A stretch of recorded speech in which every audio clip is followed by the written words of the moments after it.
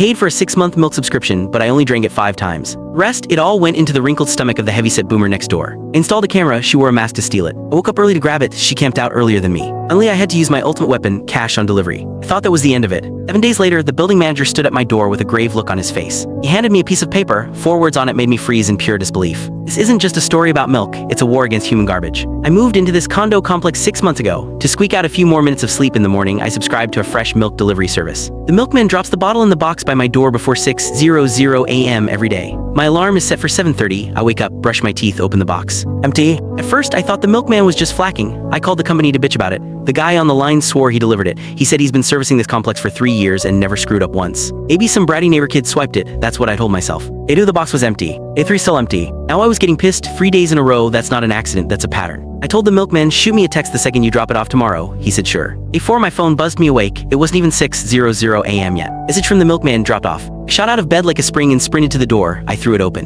Milk box was empty. The motion sensor light in the hallway was still on. The air still held a chill that hadn't settled. That meant someone nabbed my milk in the 30 seconds between that text and me opening the door. It was a life that pathetic, and every single day. I decided to install a Ring camera. I ordered it on Amazon, meant for same-day delivery. I stuck the lens in the top corner of the door frame, discreet. It covered my doorstep and the unit across the hall perfectly. I synced it to the app on my phone and set up motion detection alerts. Once that was done, I finally felt a little peace of mind. I wanted to see exactly what kind of freak was obsessed with my $5 bottle of dairy. 5 morning. The phone vibrated at 5:50 a.m. sharp. Motion detected. Tapped the app open. The live feed showed a silhouette. It was someone I knew. It was old Mrs. Higgins from next door. She was retired, seemingly sweet. When I first moved in, she even brought me a plate of cookies. She always played the caring grandma role whenever she saw me. Hey Jack, don't work too hard now. Jack, you got a girlfriend yet? I never in a million years thought it would be her. On the screen, she was wearing clumsy pajamas, hair looking like a bird's nest. She had a massive blue circle mask on, covering half her wrinkled face. She walked up to my door, popped the milk box open with the skill of a seasoned veteran, glanced left and right, grabbed the bottle, and vanished back into her apartment. The whole heist took less than 10 seconds. I stared at my phone screen, brain buffering. It really was her. I rewound the footage. She seemed to know where the camera was. She deliberately kept her eyes averted. The mask was obviously to hide her identity. She knew that was theft. She knew exactly what she was doing.